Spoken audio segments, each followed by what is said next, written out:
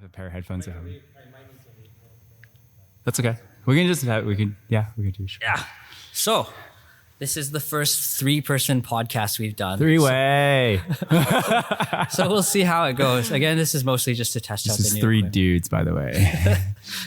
You have to clarify. So good training today? Very. Go first, Owen. Oh, I don't know. I feel more comfortable. Yeah, I don't know. Yeah, I feel like I've made a breakthrough in terms of my cognitive ability more than anything. Yeah, lots of. So I'll say as like the oldest member, like old man balls member here of jiu-jitsu training. Anyway. Right. Yeah, I think you guys are not making a lot of the same mistakes that you do, and it's interesting because when you do make some of the mistakes, I don't really have to point it out as much because after we train, I'm like, oh, like maybe you could. This is something you could work on, but I noticed you guys like, shit. Yeah. Like, Instantly crap. Yeah. Good. That's good.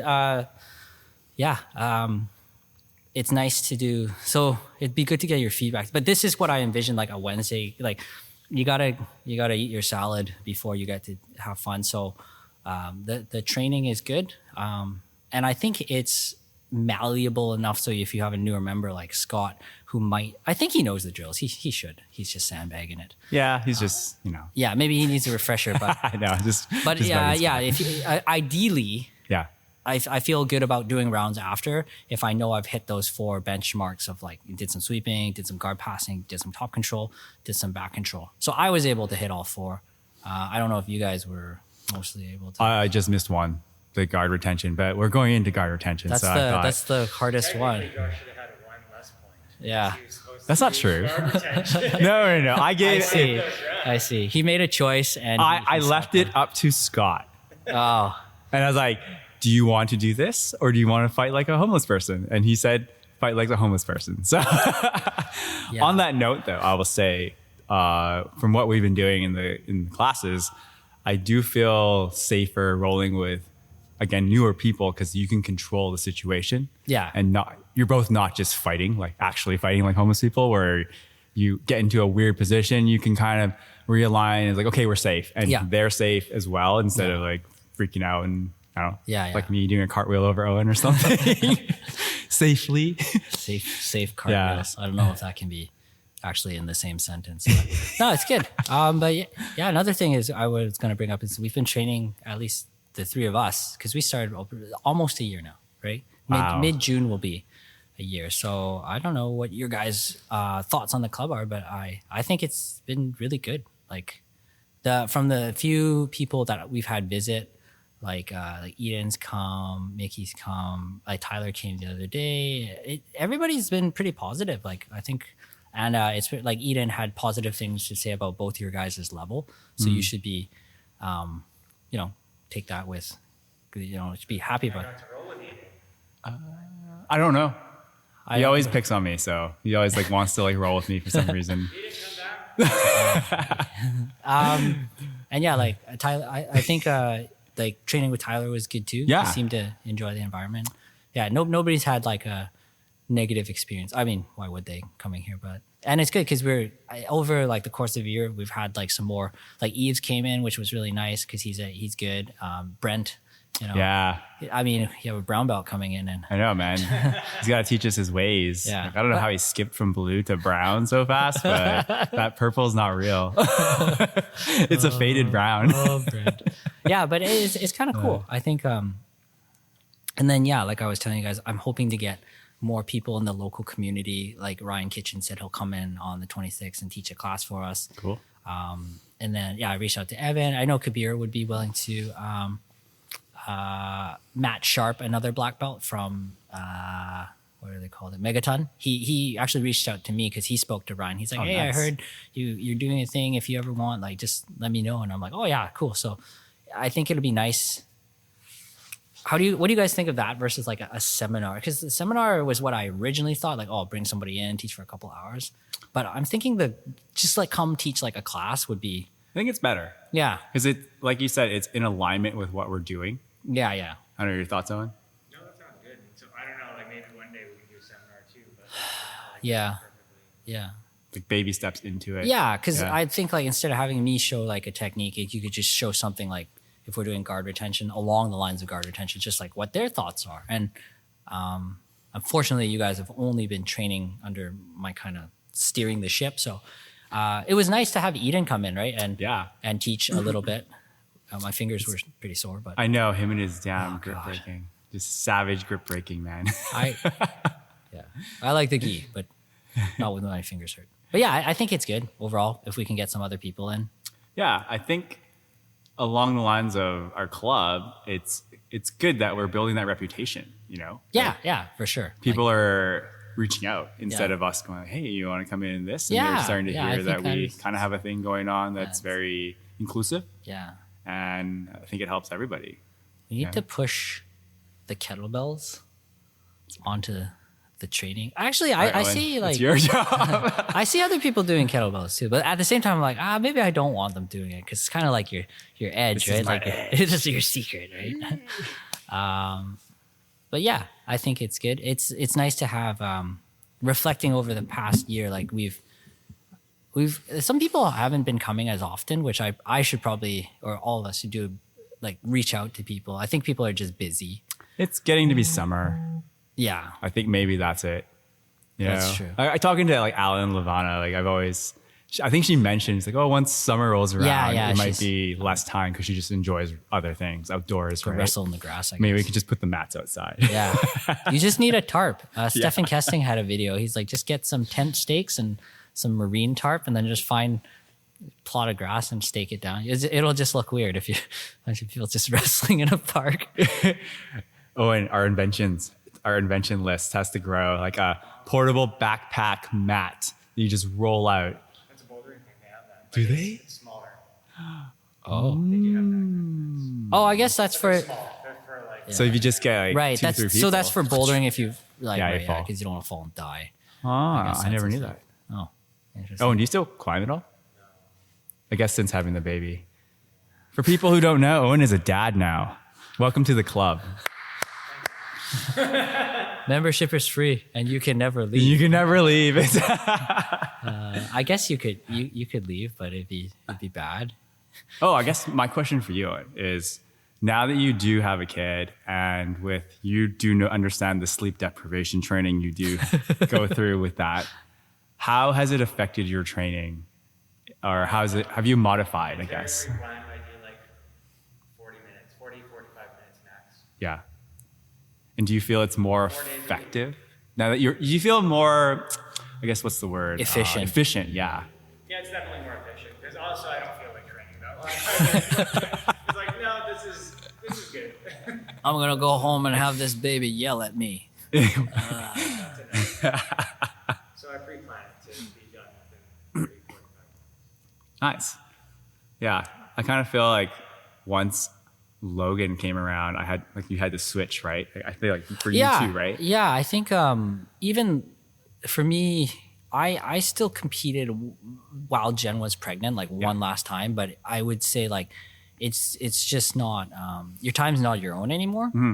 Not in a negative way or anything, but yeah, ever since Max was born, it's different. Like I feel almost like I wish I knew this efficiency or it could be this efficient prior because Exactly. I wasted a lot of time, man. I was going to bring it up. Yeah. Like, I feel, even like training with Owen, and Owen's been great since I've known him for a long time now. Yeah. And lucky enough to like find him when he was just beginning. And, this has been, again, like, I think it's been a great investment in my life. Not, Oh yeah, for like sure. people don't think of training as an investment, I feel. And this is for your longevity, right? It's only one body and you can do so many things with it, but you have to take care of it like a car, right? It's like, yeah. And like, again, like if we had known like to be that efficient before having kids, I feel like my training would have jumped significantly better. I feel like to not waste energy and time. Yeah. I doing think, things. but the old adage is like, you don't know what you don't know. Yeah. So it's even true. if I look back at the way I trained jujitsu for the first like 5 or 6 years, like I thought it worked for my lifestyle. I would train like 6-7 days a week regularly. And yeah, I feel good I probably overtrain. I would suspect. Like, I think it's a guy thing. or like it's like under recovered. Like I was beat up a lot. Under of the recover time. is a good way of putting it. I was beat up a lot of the times, but like now I feel I can. I mean, obviously, I hope I've gotten better in the last, since. Anyways, like you are getting better, but I feel better than I remember feeling in my like 20s when I was training, because you love it, but you're dying. Balls to the wall, right? Yeah. So, and it's all in the pursuit of like you just want to be as good as you can be at jiu-jitsu. Like you want to be better, but if you could do that in a better way. Talking about what we were talking about, I think like that kind of training like put you in, like it was valuable for the mindset that I know I can grind that hard and it will feel miserable, but you can do it, and you can just kind of slip that in your back pocket and be like, okay, but do you want to do it? It's like, no, okay. Like, no, that's ideally not it. Yeah. Don't do it. Yeah. Like, you save it for when you really need it, right? That's how I see it. Yeah. But I think, training efficiency, like that's having a kid forces you to, because otherwise, the kid's crying, your wife wants to kill you, and like you feel like you're not contributing as a father, and you're like, I'm off doing this kind of stuff. But I'm pretty lucky. Like Jen understood that, she understands like jiu-jitsu is a big part of my life, and like it's a passion of mine. So she's very supportive of. It's more keeps you sane. It's more me that like I feel the guilt. She's never ever said like, oh, you can't. The other thing, she's like, maybe don't go to Poland because there's a war going on next to it. Yeah, I was going to ask you about that. Yeah. But otherwise, like she's super supportive. Like she never says no. Even in like the thick of it, she would be thoughtful enough to be like, hey, the baby's like murdering us both, but you have an outlet that you can like go train or something like that. So I really respect and I really appreciate that she, she did that for me. Because even like you could see she's getting like just hammered, but I guess she's pretty rational in that way. She's like, if both of us are dying, like one of us doesn't need to die. Like like just go do something, or like go do your jiu-jitsu. When not that I went a lot, but she would still allow me to go whenever I could, because Max is a mama's boy, so he didn't really want me anyway. It's boys, man. Logan's a mama's boy too. Even now, he loves, like, he's more into hanging out with me and doing the fun stuff. But when it comes down to it, it's all mom. Oh yeah. It's like brass tacks, like mom. Like your number two dad, always. Yeah. So it's probably like, he better say something positive about me, otherwise I'll kill him. I think it's. I think Imri will be a mama's boy too. Loves his mom, man. He's cute. It's that smell. Like they just got that mom smell. Yeah. Yeah, it's but yeah, I think training efficiency. If you had to, so with that, because now it's like more difficult, or you plan, do you think body weight, kettlebell, or barbell? If you had to pick one. Right now, I'm more on barbell. Really? For mass gain. Oh, okay. But that's is that because of all the muscle wasting from no sleep that you're just wasting away? So I need to. No, because then it's like I can do less volume.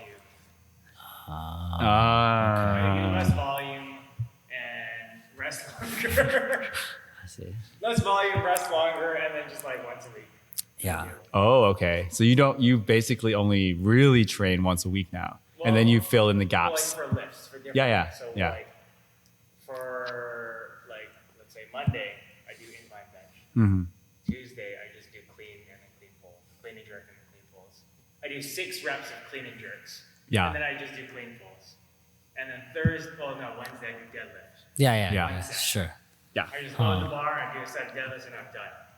Thursday I do snatch 10 reps and then snatch pulls. The 10 reps takes me like 10 minutes. Yeah. I load it, do it, load it, do it, load it, do it, done. And then I just do snatch pulls. And that takes like 30, 45 minutes. Yeah. And then Friday I do like a seated military press and like pulls, like pull down. Nice. Yeah, it seems very efficient. Yeah.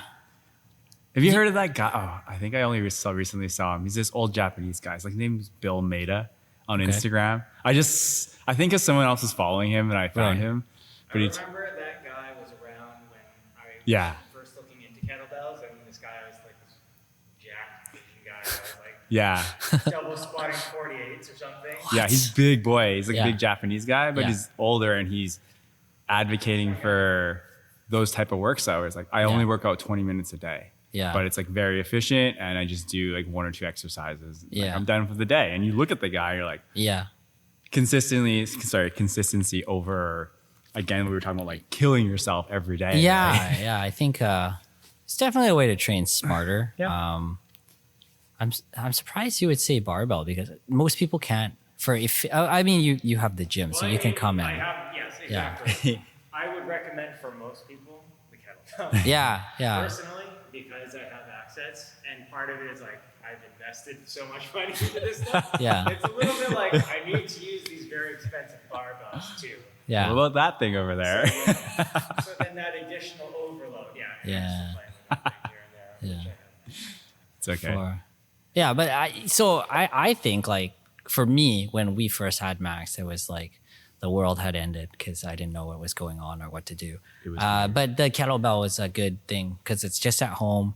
I remember I would just train when he took a nap, and I'd just try to like get through my workout or my practice before he woke up. Yeah, you and Jen were really on the ball. You were filming it and you're tracking your progress for a long time. I'm really bad at doing it because I feel like I lose track and I just do something else. Yeah. Which is why I need like my training time. Yeah.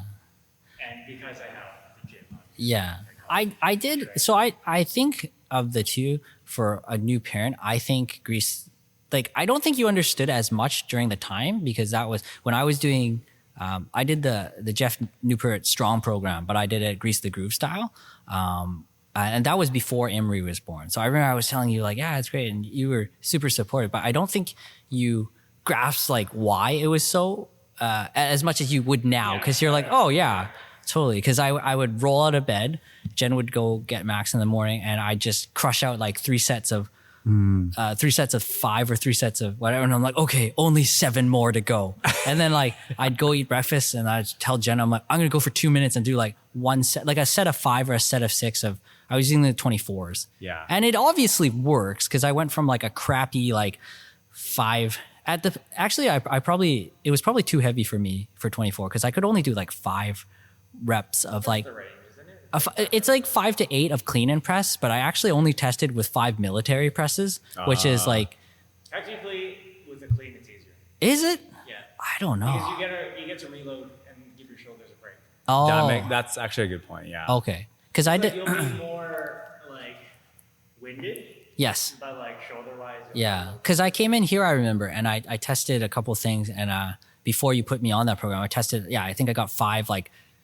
Maybe like reps of double 24. You're like, yeah, this should be okay. And right. It was like, but yeah, that was a good program, because I remember I was taking like a course for work, and I was like, I'm like, oh, I don't want to miss these days, so I do like 3 sets before I go all day for course in like Maple Ridge, and I'd come back, and like before dinner I do 2 more, and after dinner I do 2 more, and like somehow like I think like mentally I'm like, it's only 10 sets of. Like, especially the early, just like 10 sets of 1. I'm like, I could do this like right now in 10 minutes. But and you're like, whoa, this is a lot harder than you think. Right? The all day thing that I did that program, it was like, okay, I got this thing at 8 a.m. I'm going to wake up, I go train. No, I'm just going to get it done.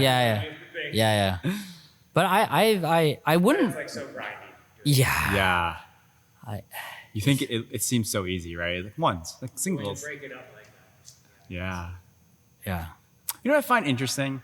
And I think about that training, like in any sort of thing you do, like sports or extracurricular, even work, you need some sort of training, right? And people understand that. Yeah. But when it comes to physical fitness or working, let's just say working out for the general population's sake, not training, because I think we have a different mindset about it.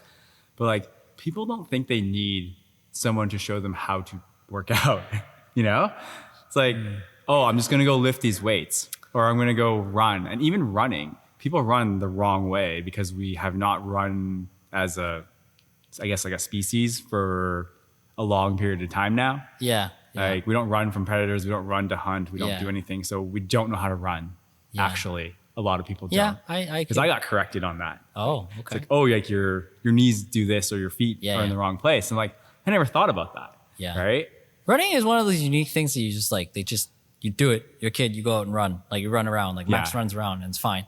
But yeah, I will say that's one of the things that you don't look into getting formally like checked as much as I think it's because if let's say anything weight, like barbell or kettlebell, you're like, yeah, I should probably get this dialed in because I don't want to strangle myself. People think that. Well, you should. You should. Whereas I think with stuff like running or even, I mean, push-ups and body weight are actually probably harder technically than some. Yes. Because there's like little feedback or whatever. But yeah, I think running is one of those things where people just like, oh, you just go out there and do it for better or worse. Like just put in the mileage. But I think people don't do it. And I think Owen can attest to this from being a personal trainer at like a big gym beforehand.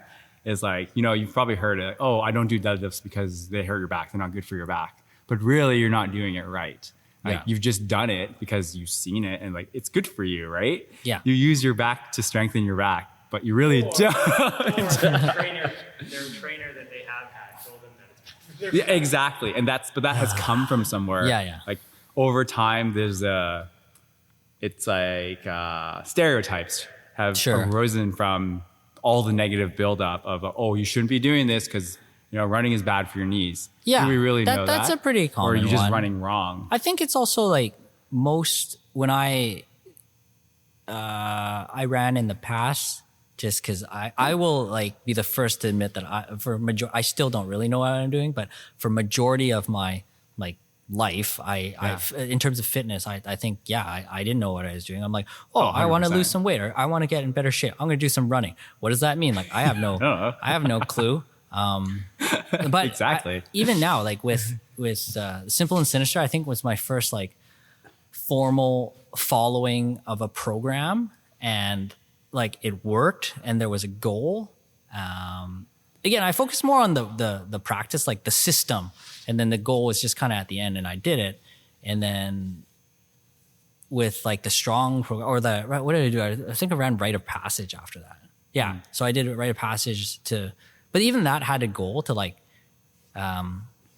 do the half body weight press or whatever. But I think after that I did the strong, maybe I can't remember, but the strong was like, there's no goal. It was just like you're looking for a new rep max. So I think I actually like that more because then you focus less on the goal. You just focus on the program, like the system. Like this is just what you do. But yeah, I for running especially, and I think one of the things is when I was running, I didn't know what I was doing. So eventually I developed like knee pain, and then when I went to go see like the physio or the doctor, they're just like, oh, just stop running. Which objectively sounds like a good answer. Like it hurts when I hit myself in the head with the hammer. Stop hitting yourself in the head with the hammer, right? But I think when it comes to something like running, the difference is like it should be something you should be able to do. Yeah. Right. Which 100%. Means like there's like a mechanical thing. So the longest I've ever run was like a half marathon. Yeah. And that was it was after coming off like a knee injury in jiu-jitsu. So I thought like, oh, if I can run a half marathon, like that's a decent mileage, not overly challenging. But like if I can do this, my knees are probably okay. Yeah. So I did it, and I looked at this type of running called pose, like POSE, and yeah, I found some guy who teaches pose running, and he filmed me running, and he's like, "This is what pose looks like. This is what you look like." And I'm like, "Oh, like that's exactly. That's not what it looks like." I want to see this.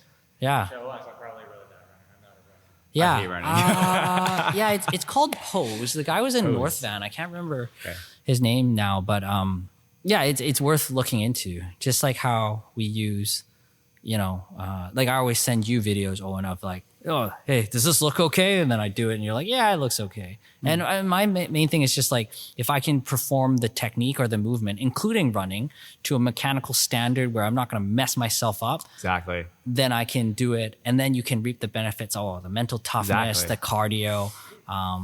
Yeah. So that was my goal when I started running, to just like iron out the mechanics of it. And now I feel like I can, if you push comes to shove, you're like, get out there and run a half or run a full. I'm like, okay, like it's going to hurt, but I could probably do it. Like, not enjoyable, but I do not enjoy running. Yeah, I can run. But the value, I think, of getting an expert to teach you the movement is vital, right? Yeah, that's my point. Like along with jiu-jitsu, I think there's maybe because of the business aspect of it. It's like we were talking about this before. Like it's hard to run a school, and get everyone to progress at the same way.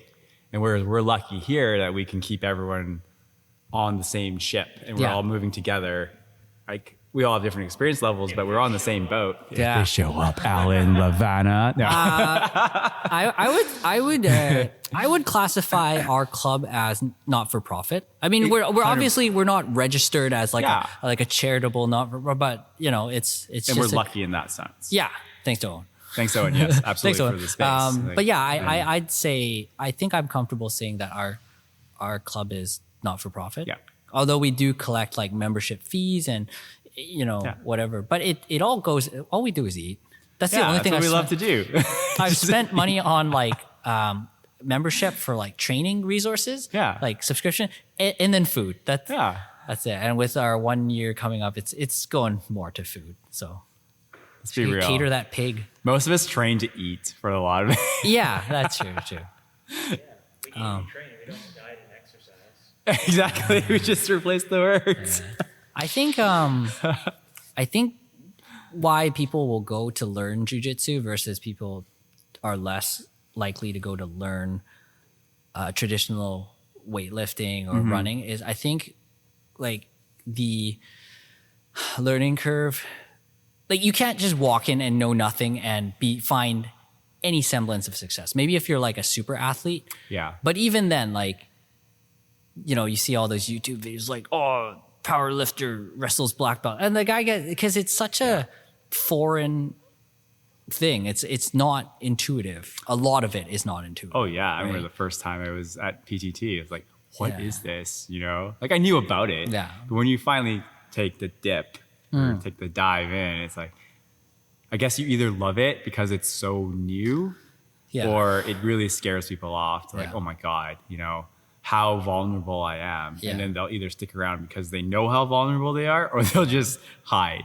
You're like, I'm just going to avoid everything because I know I cannot compete in any way if I were ever get taken down or in a sense, you know, I don't know. Do you guys feel that like on some level of understanding of like what's going on and the difficulty of like jiu-jitsu helps you enjoy jiu-jitsu more?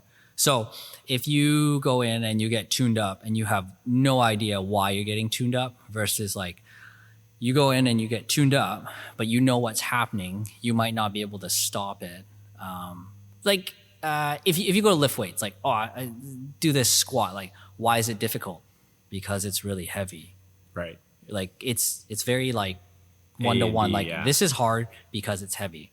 And then I find jiu-jitsu, one of the things that turns people off is like, this is hard and I don't know why. Yes. Or it's because I don't know what I'm doing or what I'm supposed to do. I will say I was very frustrated a lot of the times because of that. But I just wanted to get better. Like that was my pure thing. And I don't know, like maybe I feel like the stigma behind jiu-jitsu. Oh, it's the fighting. I'm a fighter. Yeah. It's like, oh, I can take you down, right? Yeah. I'm not a fighter. Yeah. I am also. Yeah, I can take out anybody. I'm a blue belt now. Yeah. Right? You know those guys? On one stripe, I know how to fight, right? Yeah. That's Alan defending his stripes in Toronto, taking it nationwide, defending his stripes. Sorry, lost my train of thought. But I guess back to that, it's frustrating not understanding why you got tuned up. Yeah. And I think I'll go back to what we're doing here is when Scott came in today, I basically tuned him up, but because... Oh, geez. No. I'll say it. Tuning up, Scott. He'll admit it. Scott will admit it. He knows. But like, it wasn't my doing per se. It was like I exploited Scott for not understanding like a certain thing.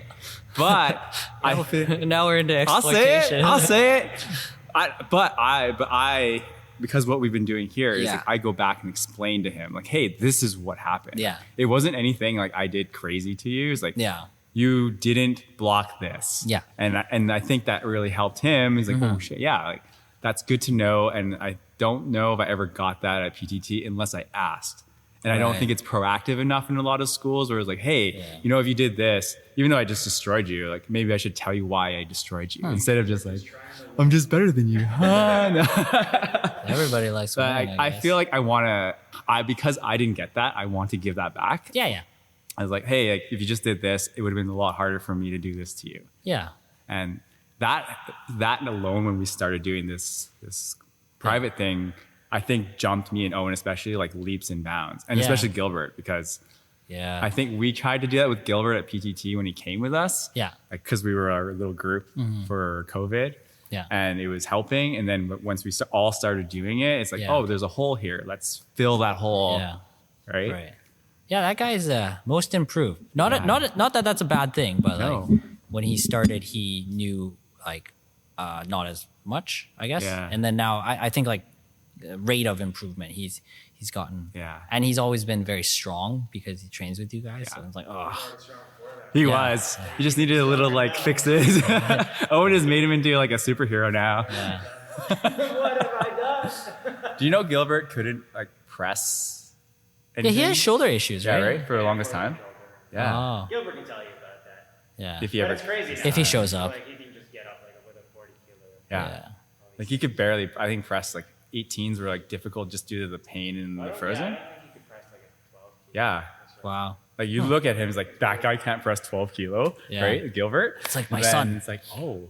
Yeah. And I think that could circle back to why it's important to find people like Owen who can train you to do the things that you need to keep your body healthy. Because I'm sure Gilbert did work out beforehand, because you look at him, it's like, that guy works out. Yeah. But if you're doing the things that make you stronger, but also make you weaker in certain positions like this, my hand above my head for people that can't see, then are you really that strong? Mm-hmm.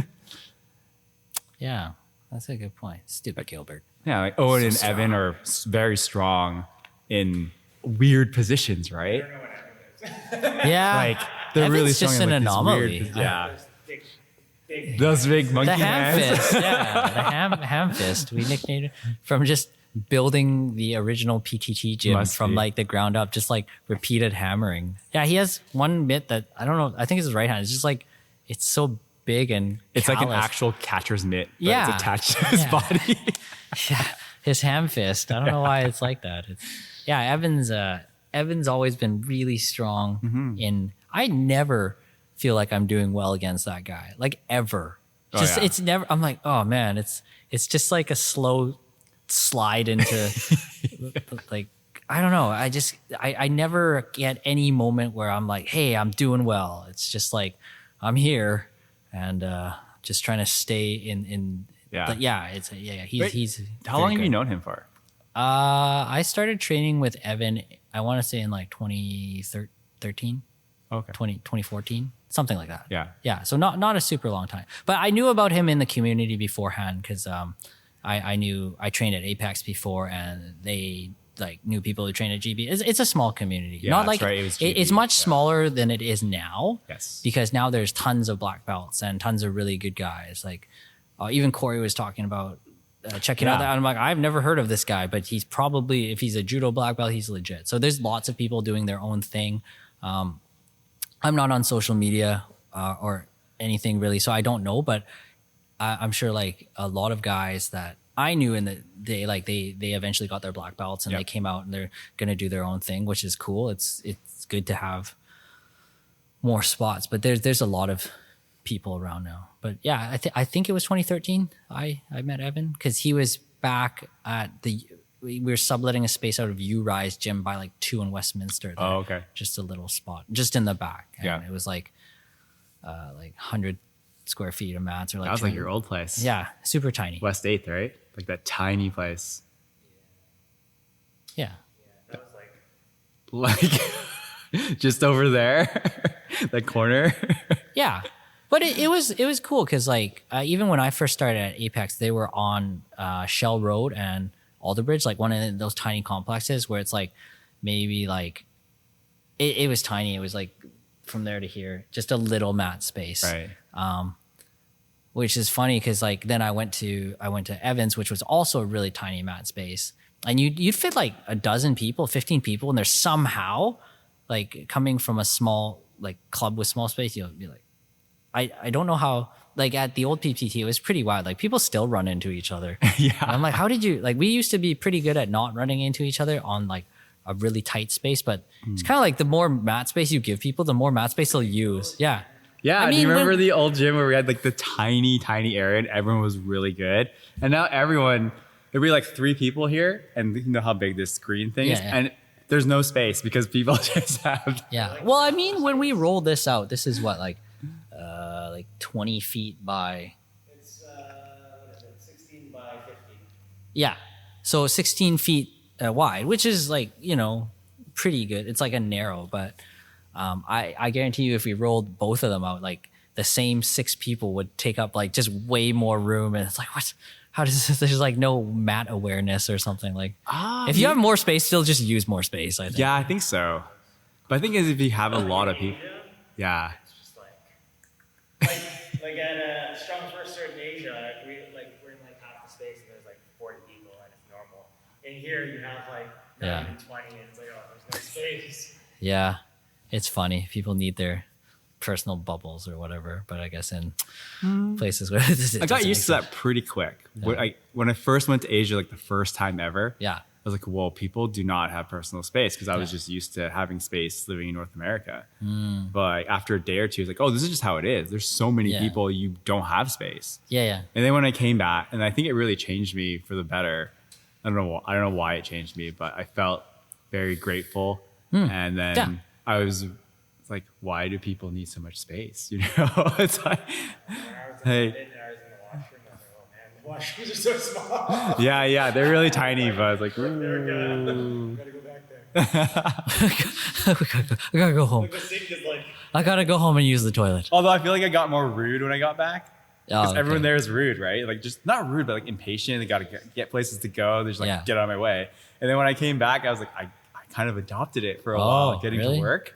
I was like, oh shit, why is this guy not moving down the escalator? Because I used to take the SkyTrain to work. And it's like, and even the escalators in Hong Kong are so much faster. Yes, they are. The elevator doors close faster. Like small stuff like that. They just close faster. I'm like, oh, like, and when you hit the close button, it closes right away. Like here, it's like you're mashing it and it doesn't do anything. It's so interesting. I don't know how, like you went to China years ago. I know, Owen, and I don't know if you felt like someone's like right on your shoulder, right? Like hey. That's okay. You don't go first. Yeah. Someone's gonna beat you to it. Like that's just how it goes. Yeah. Oh man. Yeah, I think in Vietnam, when we were in Vietnam, they're at the airport. You know, when you go to the airport and you line up to talk to the teller, there's ropes. There's no ropes there. There's just like first come, first serve. Oh. And if you can somehow make your way to the front and you're in the back, you're there. Wow. Because we were so polite. We're letting people just go ahead of us. Oh, it's like, wait a second. Yeah. This isn't how it goes. You have to fight your way to the front. You gotta battle your way in there. You just gotta do the sweeping drill. Just float through. Just keep pressure, constant pressure. Yeah. That's good. It's pretty nuts. That's funny. But I think traveling's a good thing. I wish you could go to Poland.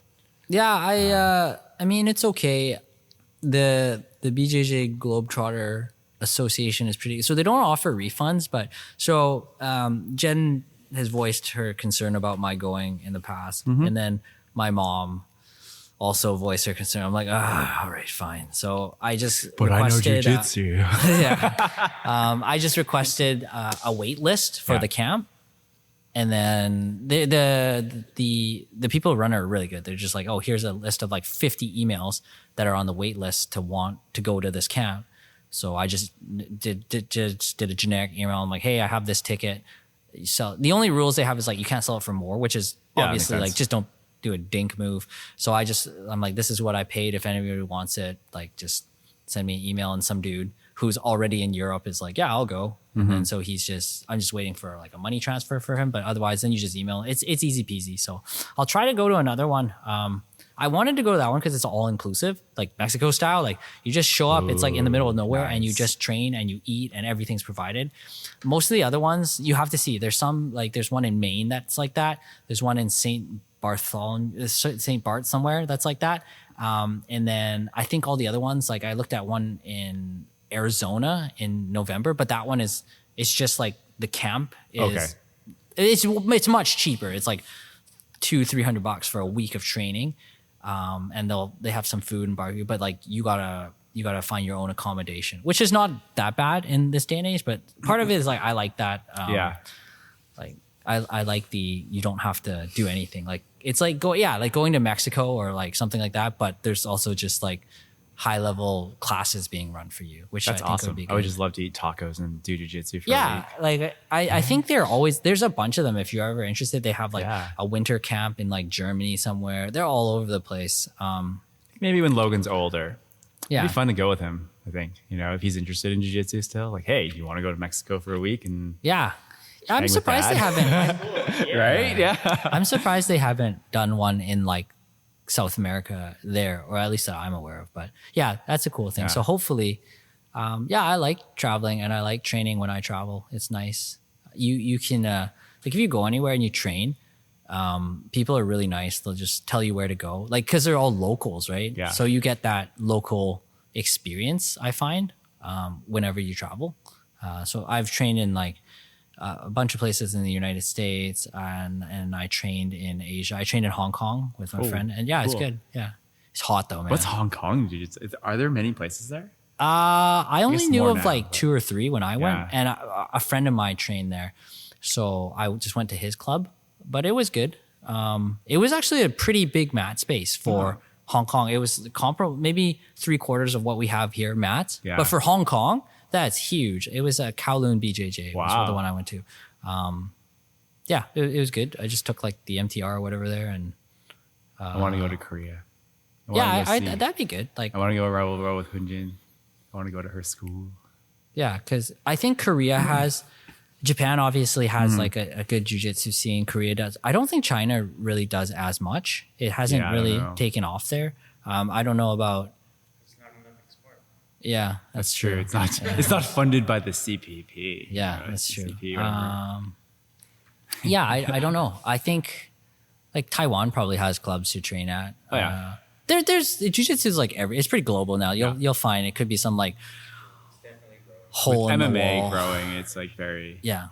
We can wrap it up here. Yeah, let's pull the plug and we'll reconvene. This was fun. Yeah. Well, hopefully this sounds okay. I know. Hopefully this one worked. It's nice because this records to 3 tracks. So if we're sitting differently, like if you're sitting further away, I'm sitting closer, I can pull them apart and I can normalize it so we can hear everything. I know. All right, cool. Thanks, guys. Technology. Yeah, thanks, John.